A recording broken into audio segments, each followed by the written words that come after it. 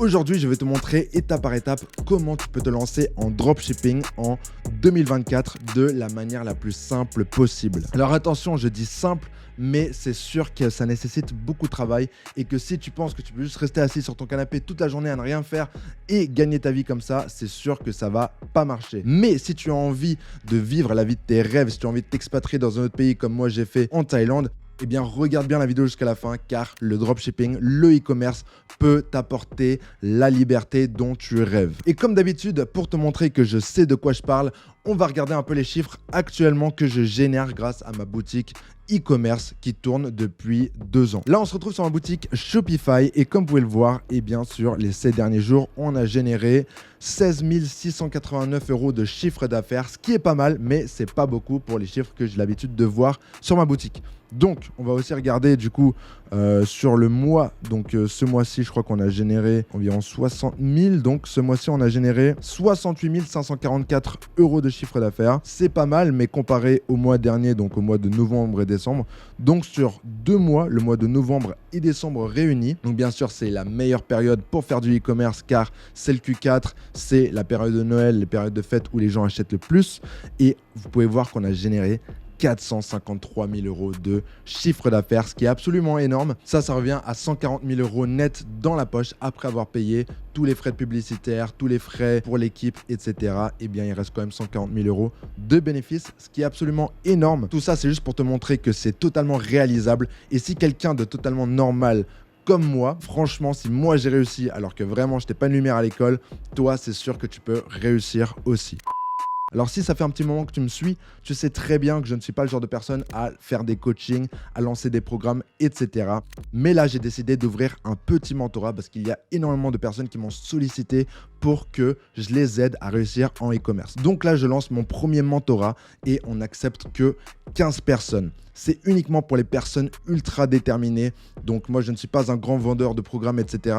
Ça, c'est vraiment un truc qui n'est pas ouvert au grand public. Donc si ça fait un petit moment que tu me suis, que tu es vraiment déter à réussir en e-commerce et que tu penses que tu es la bonne personne pour travailler avec nous, eh bien dans la description, je t'ai mis un petit lien. Donc tu peux juste aller dessus et réserver un appel avec un membre de mon équipe. Le premier pilier, c'est la sélection du produit. Choisir le bon produit en dropshipping, c'est primordial. Car si tu ne choisis pas le bon produit, tu peux faire tout le reste correctement et tu ne vas quand même pas réussir à générer des ventes. Afin de choisir le bon produit, il faut que le produit ait une valeur claire et qui résout un problème pour le client. Alors quand je parle de problème, ça peut être des problèmes physiques tels que une douleur au dos, à la nuque, etc. Mais ça peut aussi être un problème émotionnel tel que une relation amoureuse, etc. Donc tu peux très bien vendre des produits qui ne résolvent pas directement un problème tant qu'il résout un problème dans la vie du client. Par exemple, si le produit est une peluche, ça peut quand même résoudre un problème d'affection par exemple ou de confort. Donc ce n'est pas nécessairement un gros problème dans la vie de quelqu'un, mais si le problème surpasse le prix que la personne est prête à payer, ça reste un produit à fort potentiel d'achat. Mais lorsque tu es débutant, c'est difficile de savoir quels sont les produits qui se vendent. C'est pour ça que c'est primordial de copier. Et ouais, je sais que tu t'attendais pas forcément à ce que je dise ça, mais c'est vrai. Si tu veux réussir en e-commerce rapidement, surtout qu'au début tu vas pas nécessairement avoir les compétences, le plus facile, c'est tout simplement de copier ce qui marche déjà. Ça ne sert à rien de réinventer la roue. Je sais pas si tu connais les frères Samware, mais ce sont des frères entrepreneurs qui sont aujourd'hui milliardaires et tout ce qu'ils ont fait, c'est répliquer des business sur Internet qui marchaient super bien dans une région et la transférer à une autre région du monde. Donc ce que tu peux faire, c'est d'aller chercher des produits qui marchent déjà très bien aux États-Unis par exemple, mais ça peut aussi être dans n'importe quel pays dans lequel toi tu ne vends pas. Et tu peux transférer tout simplement ce produit dans ton marché. Donc, tu peux vendre le produit avec des créatifs publicitaires très similaires. Et tout ça, ça peut très bien marcher. Si tu vends en France par exemple ou dans n'importe quel pays européen, c'est une super stratégie. Je t'encourage aussi à tester des produits de tendance. Alors, moi, je ne suis pas un grand fan des tendances de manière générale, mais si tu trouves un produit qui est en train de faire le buzz aux États-Unis et qu'il y a encore personne qui le vend dans ton marché, c'est probablement un très bon signe. Surtout qu'en général, même les produits qui font le buzz, ce sont des produits qu'on a vus quelques années auparavant qui ont juste refait surface avec un autre angle marketing ou un design un peu différent. Tu peux aussi trouver des produits qui marchent déjà dans ton marché, même si c'est un peu plus difficile car justement les gens vendent déjà le même produit dans le même marché, mais si tu vois des endroits que tu peux améliorer. Par exemple, si leur site il est horrible et tu penses pouvoir faire un meilleur site, ou par exemple si leur créatif publicitaire, eh bien ce sont juste des vidéos chinoises découpées et que toi tu peux commander le produit et faire toi-même des créatives, ça peut quand même marcher. Donc comment faire pour trouver ce genre de produit ? Eh bien, il y a plusieurs stratégies. Une stratégie gratuite pour faire de la recherche produit, c'est tout simplement d'aller sur les réseaux sociaux tels que Facebook et TikTok. Et donc pour Facebook, ce que tu vas faire, c'est que dès que tu vas voir une publicité un peu dropshipping, un peu e-commerce, tu vas cliquer dessus et tu vas engager sur le site. Donc ça veut dire que tu vas cliquer sur ajouter au panier. Et ça, ce que ça va faire, c'est que l'algorithme eh bien, va te donner plus de publicités de ce genre-là. Et ça, c'est une super méthode pour faire de la recherche produit. Et si à côté de ça, en plus, tu utilises une extension Chrome qui te permet de supprimer le fil d'actualité et de te montrer uniquement les publicités, eh bien c'est un super moyen de trouver des nouveaux produits qui sont même pas encore sur les logiciels d'espionnage. Tu peux faire pareil sur TikTok, sauf que là pour entraîner l'algorithme à te montrer des produits, eh bien tu vas juste faire de la recherche sur TikTok, donc tu vas chercher soit des hashtags comme Amazon Finds et TikTok Made Me Buy It, ou tu peux rechercher directement des produits dropshipping que tu as déjà vu traîner sur d'autres plateformes. À côté de ça, tu peux utiliser des logiciels comme Minea ou Dropship.io pour t'aiguiller encore plus et voir vraiment ce qui marche. Et bien sûr, en parallèle de tous ces outils-là, il faut toujours utiliser Ad Library, donc le Meta Ad Library, qui est une référence, donc une bibliothèque qui référence toutes les publicités de tes concurrents ou des sites que tu vas trouver. Donc ça, c'est la meilleure méthode de trouver eh bien, les autres produits que tes concurrents vendent, ou même de trouver eh bien, des produits complètement insolites qui n'ont pas encore été beaucoup testés dans ton marché. Donc je t'invite fortement à aller faire un tour sur Facebook Ad Library, surtout une fois que tu auras trouvé déjà quelques sites, mais même juste en te baladant dessus, tu peux trouver des choses extrêmement intéressant. Tu peux aussi faire des recherches directement sur Ad Library. Donc là, je vais taper par exemple Free Shipping, qui veut dire livraison gratuite en anglais, et on va sûrement tomber sur eh bien, des sites e-commerce. Et là, on peut se rendre dans les filtres à droite pour eh bien, chercher exactement les publicités qu'on veut trouver. Donc par exemple, là, on va déjà chercher des pubs qui sont actives et on va regarder des publicités plus récentes. Donc là, juste avec quelques filtres, donc les plateformes Instagram, Facebook, les publicités qui sont actives. Et donc là, j'ai mis à peu près 1 an pour les dates. Et bien là, on va tomber sur beaucoup de produits super intéressants. Donc c'est pas super bien répertorié comme sur des logiciels payants tels que Minea, où là, tu peux vraiment voir le nombre de likes. Mais c'est toujours bien de trouver des idées comme ça et ça peut vraiment t'inspirer à trouver des nouvelles boutiques random. Donc là, on scrolle un petit peu, je suis tombé sur ce produit qui a l'air sympa. Donc c'est un produit contour, donc je sais pas, c'est un truc qui est assez élastique pour contourner le corps des femmes, je connais pas trop. Et encore une fois, c'est un produit aléatoire, juste pour donner un exemple. Là, si je vais dans See Ad Details, donc voir les détails, et en gros, je vais regarder donc les informations de la personne qui a fait la pub. On voit que cette personne a 8000 likes, donc cette page a 8000 followers. Et si on va dans View Ads, là, on peut directement aller voir toutes les publicités qui ont été lancées par cette marque. Donc pour l'instant, cette marque, elle a que 2 publicités, donc c'est pas très prometteur. Mais en tout cas, une bonne stratégie, c'est que quand une marque comme ça a beaucoup de publicités, eh bien vous pouvez vraiment aller voir si elle a des publicités qui tournent depuis plusieurs mois. Car en général, si une marque a des publicités qui tournent depuis plusieurs mois, c'est-à-dire que le produit marche extrêmement bien, parce que sinon, il ne continuerait pas à payer de l'argent pour faire tourner la publicité. Bon, celle-là, elle a quand même une publicité qui tourne depuis octobre 2023, donc c'est déjà pas mal. Et ce produit marche probablement assez bien. Mais perso, je parierai pas dessus non plus. Bon, on va tout de suite passer au deuxième pilier de la vidéo. Et le deuxième pilier, c'est la création de la boutique. Alors, il y a beaucoup d'informations sur Internet qui divergent sur ce sujet. Mais perso, le type de boutique, pour moi, je trouve que c'est pas super important. Donc, il y a des gens qui vont te dire, il faut faire une boutique monoproduit. Donc, faire que un seul produit sur une boutique. Il y a d'autres personnes qui vont dire non, il faut faire du généraliste parce que tu peux vraiment mettre tout type de produit sur une seule boutique et gagner du temps. La vérité, c'est que c'est vraiment pas super important et sur tout type de boutique, tu peux réussir à faire des ventes. Moi, j'ai vu des ventes vraiment horriblement moches et complètement généralistes faire énormément de ventes, comme j'ai vu des boutiques monoproduits super élégantes et super belles faire énormément de ventes. Et dans les deux cas, j'ai aussi vu des boutiques qui étaient incroyablement belles, très bien travaillées et qui marchait pas du tout. Mais donc, qu'est-ce que moi, je recommande ? Eh bien, moi, je recommande un hybride entre les deux. Alors, écoute-moi bien, une boutique hybride, qu'est-ce que c'est ? Une boutique hybride, c'est une boutique sur laquelle tu vas pouvoir faire du généraliste, c'est-à-dire que tu vas pouvoir publier plein de différents produits qui ne sont pas forcément liés. Donc ce n'est pas une boutique de niche, là on n'aura que des produits qui sont liés, qui sont vraiment dans un thème très très similaire. Mais une boutique hybride, ça conserve un aspect du monoproduit qui est le branding. Une boutique hybride, c'est une boutique qui a un très beau branding, une boutique très réussie sur laquelle on peut publier n'importe quel type de produit. Alors là, vous devez sûrement vous dire, mais de quoi il parle ce mec? Eh bien, je vais t'expliquer, je vais te montrer un exemple même. Donc, je vais te montrer 3 exemples. Ça, c'est Merlin Cuir, c'est une marque aléatoire que j'ai trouvée. Et donc, c'est une boutique monoproduit. Et ils vendent qu'un seul produit. Et le produit qu'ils vendent, c'est un genre de patch en cuir que tu peux coller sur n'importe quelle surface, en général pour réparer des surfaces. Et donc, ça, c'est une très belle boutique monoproduit qui vend très bien le produit parce qu'il y a énormément d'informations sur le produit, des belles photos. Le branding, du coup, Merlin Cuir, c'est lié au produit en lui-même. Donc ça, c'est vraiment une très belle boutique, très bien réussie, mais c'est une boutique monoproduit.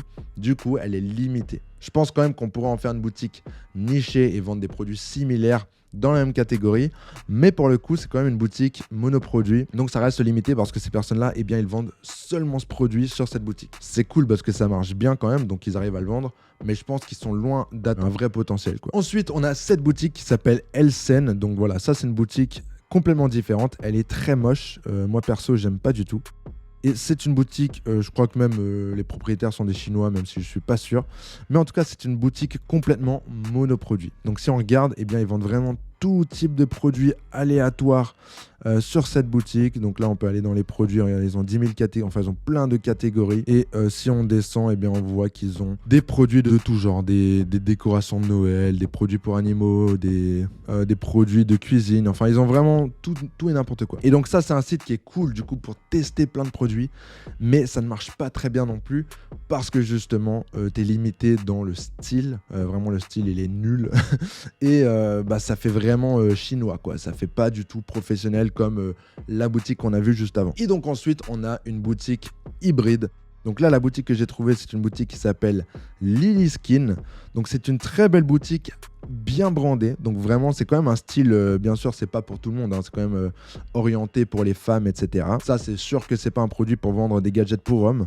Mais c'est une boutique hybride dans le sens où, eh bien, sur ce genre de boutique, on peut vendre n'importe quel produit féminin. C'est sûr que là, avec le nom, on va quand même plus rester autour des produits cosmétiques. Mais honnêtement, sur ce genre de produit, tu peux vraiment vendre tout et n'importe quoi, tant que ça reste quand même dans un thème très général de féminité. Et je pense même qu'on pourrait vendre des produits pour hommes si on le voulait vraiment sur cette boutique. Tous les produits qui ne sont pas affichés sur la page d'accueil, c'est pas grave, il n'y a personne qui va le voir. Mais donc là, si on va du coup dans boutique, on va voir les promos par exemple. Eh bien, on peut voir donc qu'ils vendent pas mal de choses différentes. Donc, ils vendent des têtes d'oreiller. Donc, ça, c'est des genres de têtes d'oreiller. Je sais pas trop ce que c'est. Je me suis pas trop penché dessus, mais bon. Ils vendent des têtes d'oreiller. Ils vendent des pads. Je crois que ça, c'est des pads pour le visage. Et ils vendent des produits cosmétiques. Donc bon, encore eux, ils sont assez limités. Ils sont quand même bien restés dans leur niche. Et j'ai pas trop creusé pour trouver une boutique hybride parfaite. Mais en tout cas, moi, ce que j'ai, c'est une boutique hybride. Mais sur une boutique comme ça, tu peux vraiment virtuellement vendre n'importe quoi. Et même si tu restes dans la niche des produits un peu beauté ou des produits un peu femmes, honnêtement, tu as tellement de produits disponibles sur ce marché-là, ce ne sera pas un problème de faire beaucoup de testing pour trouver des nouveaux winners. Donc là, tu n'es vraiment pas limité en termes de ce que tu peux vendre sur le site. Donc j'espère quand même que tu as compris qu'avoir une boutique hybride, c'est ce qui marche le mieux. Mais voilà, honnêtement, ça n'a pas trop d'importance dans le sens où tant que tu peux tester des produits, c'est tout ce qui compte. C'est le plus important et c'est le secret de la réussite. Finalement, on va aborder le 3e pilier, le plus intéressant, celui que vous attendez tous, le marketing. Donc, quelles sont les plateformes sur lesquelles on va faire des publicités? Eh bien, déjà, on a ce que moi, je recommande personnellement le plus, ce sont les publicités Facebook. Les publicités Facebook, c'est vraiment un des meilleurs moyens pour se lancer, car ça t'apprend énormément de compétences. Et Facebook Ads, c'est vraiment ce qui marche quand même le mieux. TikTok Ads, c'est quand même plus nouveau, donc ça peut très bien fonctionner. Mais surtout sur un marché plus petit comme la France, par exemple, Facebook Ads, ça marche quand même beaucoup mieux. Il y a plein d'autres plateformes publicitaires comme Pinterest, Snapchat Ads, etc. Mais perso, je préfère vraiment recommander Facebook, surtout aux débutants qui se lancent, parce que vraiment, il n'y a pas de secret. Souvent, les gens, en fait, ils se disent... ah ouais, mais Facebook ça marche pas pour moi, etc. J'ai testé, j'ai dépensé 100 euros. Du coup, je vais passer sur Pinterest. Mais c'est pas comme ça. C'est pas comme ça, les gars. Franchement, tu peux dépenser 100 balles, t'auras peut-être pas des résultats. Mais si tu restes accroché, vraiment, si t'abandonnes pas une seule plateforme publicitaire, quelle qu'elle soit, eh bien, ça a vraiment le potentiel de marcher. Mais si tu sautes de Facebook Ads à TikTok, à Snapchat, à ça, eh bien, ça va jamais fonctionner pour toi parce que tu vas jamais prendre le temps de maîtriser une plateforme parfaitement. Une autre façon de faire du marketing que je recommande pour les gens qui ont moins de budget, c'est de faire du TikTok organique. Donc le TikTok organique, c'est cool, c'est pas très stable, c'est ça le problème lorsqu'on veut lancer son business. Donc TikTok organique, qu'est-ce que c'est ? Eh bien, en fait, tu vas reprendre du contenu qui est viral aux États-Unis, par exemple, ou sur un autre marché, et tu vas, toi, le balancer sur le compte TikTok de ta marque. Et en gros, ce que tu vas pouvoir faire, eh bien, c'est de tester plein de produits avec du contenu viral sur d'autres pays et le vendre dans ton pays. Donc ça, ce qui est cool, c'est que ça va te coûter 0 € en termes de publicité et que si ça marche, eh bien, tu seras très rentable.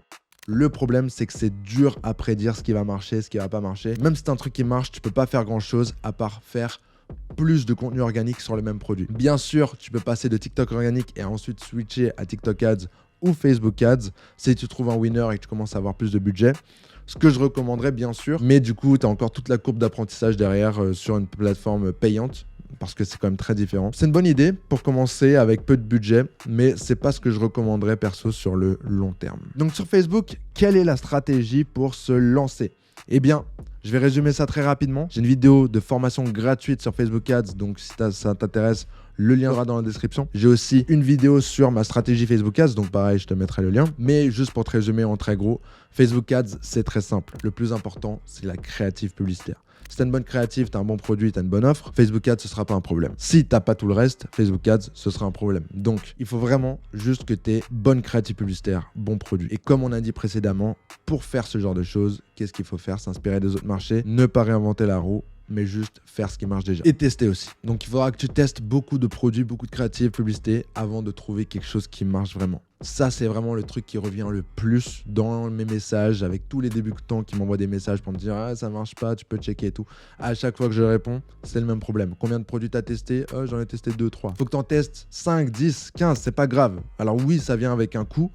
Mais si tu testes et que tu analyses tes données correctement, eh bien, ça va t'apprendre des choses, tu vas pouvoir rectifier des choses et tu vas enfin pouvoir trouver un winner après avoir appris de tes erreurs précédemment. Mais en gros, la stratégie Facebook Ads que je recommande pour tester, c'est une campagne publicitaire par produit. La campagne est structurée en ABO. ABO, ça veut dire que le budget de la publicité sera au niveau de l'adset et non de la campagne. Pour ceux qui connaisseraient un Facebook Ads, ça va pas vous parler, mais une fois que vous allez regarder ma formation gratuite sur Facebook Ads, ça fera beaucoup plus de sens. Une campagne pour un produit, campagne en ABO, 2 adsets par produit, une adset en broad, donc sans intérêt, et une adset avec plusieurs intérêts assez larges. Comme ça, on peut juste tester les deux, envoyer Facebook dans 2 directions différentes. Et dans chaque adset, on a 5 créatifs publicitaires. Donc les mêmes créatifs publicitaires 2 fois. Donc dans les 2 adsets, on a exactement les mêmes créatifs publicitaires et donc on en a 5.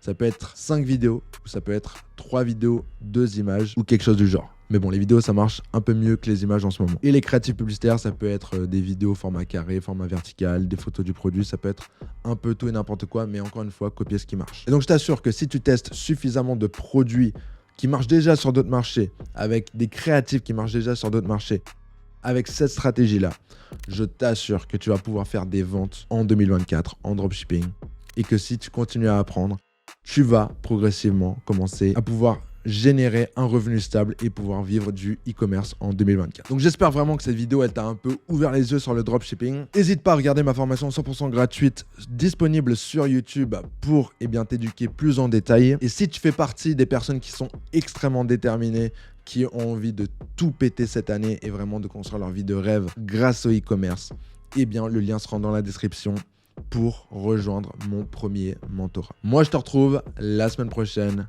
Ciao.